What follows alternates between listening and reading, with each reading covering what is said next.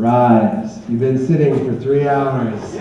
Shake it out. Stand up.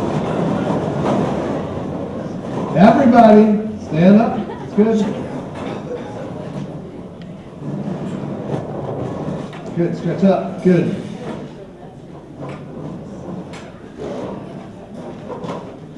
Okay. Notice that I'm swaying.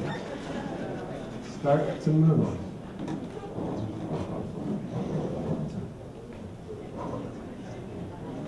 In the same way I'm moving. There you go. Move. You've been stationary for 3 hours. Move.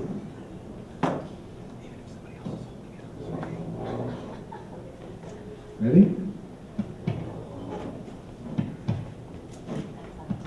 With me. Just this side. Good. Keep it up. This side. This side. Good. Keep going. Ishe Olua Kole Bajeo. Good, sing it. Good.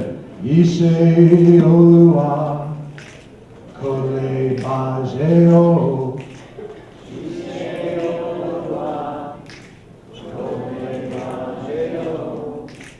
Kole Bajeo. There you go. Kole Bajeo. Kole Bajeo. Kole Bajeo. Everybody, Ishe Olua. Kole Bajeo. Ishe Olua. Kole Bajeo. Kole Bajeo. Kole Bajeo. Kole Bajeo. Kole Bajeo. Ishe Olua. Kole Bajeo. Last time. Ishe Olua. Kole Bajeo. Yeah. My goodness. Okay. Have a seat.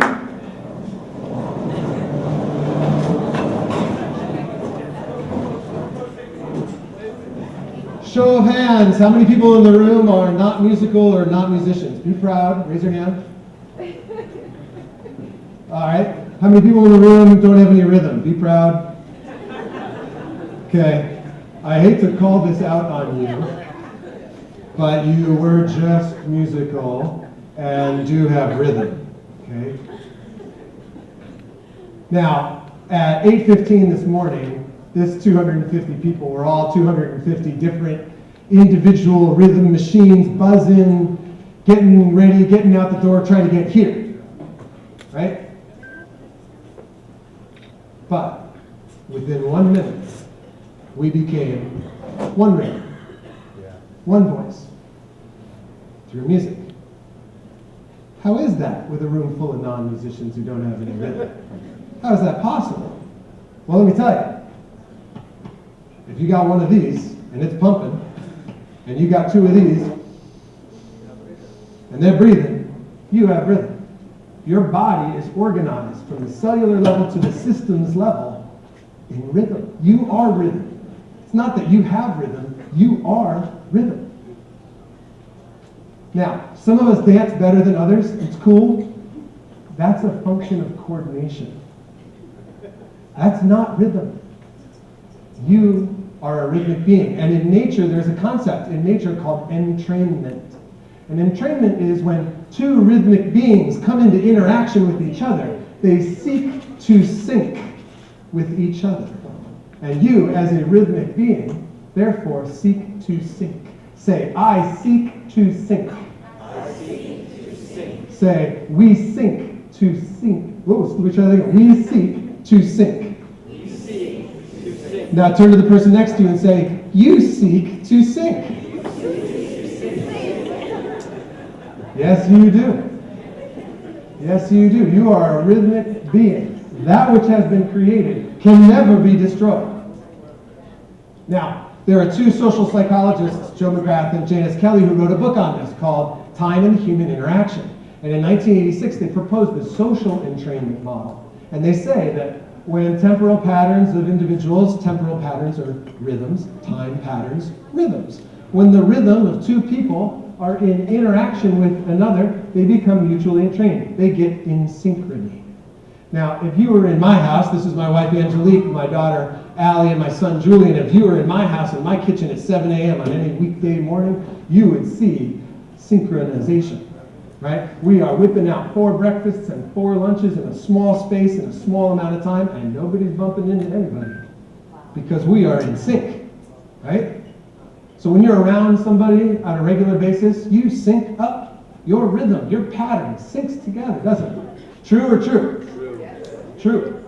Now, much more powerfully than that, patterns and behaviors of individuals and groups can become collectively entrained to certain powerful external pacer events and cycles. And that is how 250 became 1 in 1 minute, because one external pacer set the pace. That's the power of music.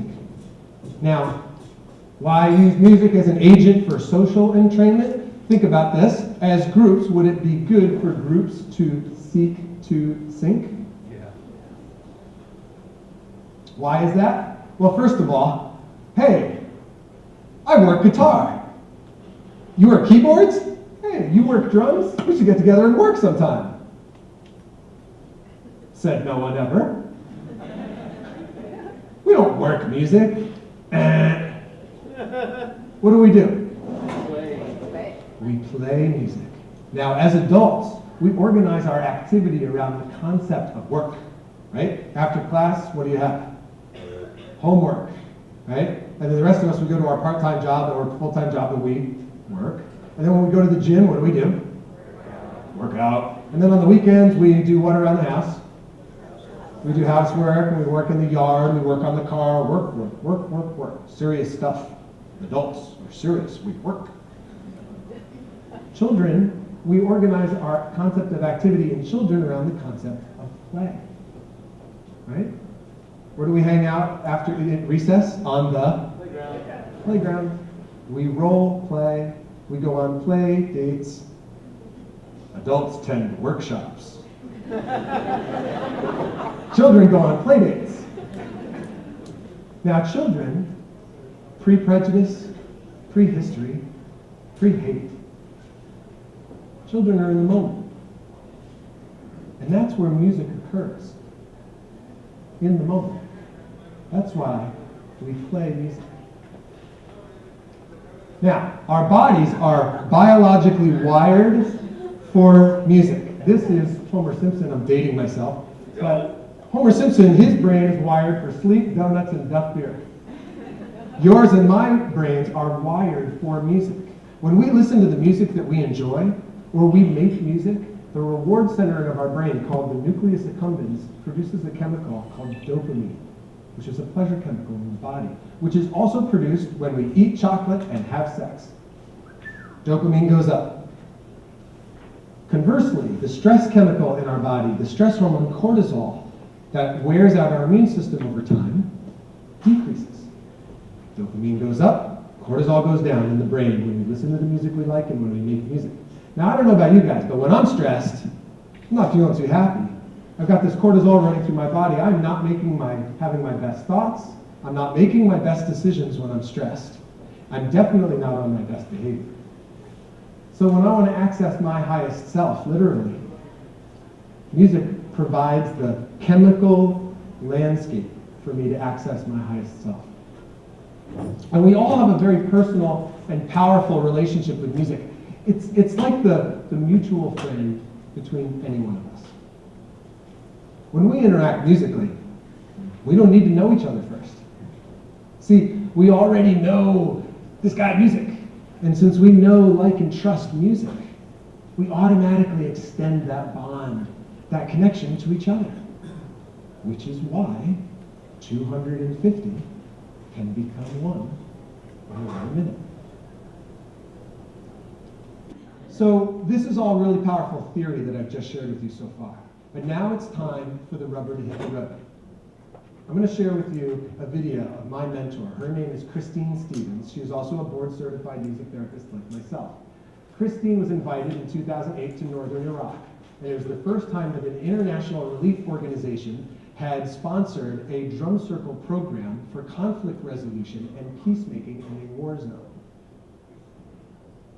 How's that for use of music? This is the video that was put together from that trip, and I thought there is no place more appropriate than this conference and this subject to share this video.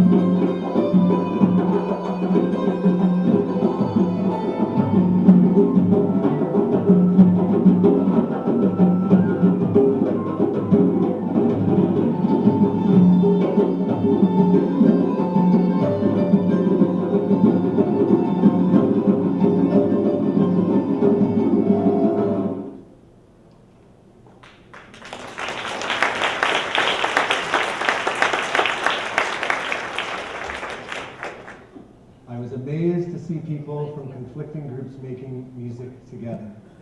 The look on those two young men's faces say it all. They're not working music. They did a pre-post study while they were on this trip, and it was translated into Arabic and into Kurdish, and they the survey indicated a 92% satisfaction rating among 40 participants from the different languages and different tribal groups. My friends, if you want to make peace, make music. Amen? So, okay, fine. Why you? I'm a child of the 20th century. My list of peacemakers is short, and it doesn't include countries, governments, corporations, NGOs. It includes people. External power pacer events like Gandhi, like Dr. King Jr., like Mandela, like people, like you and me. So here we are. We're in the 21st century. Who's it going to be? Could it be you? Could it be you? Could it be you? Could be someone in this room. In many cases, it already is. Because like attracts like.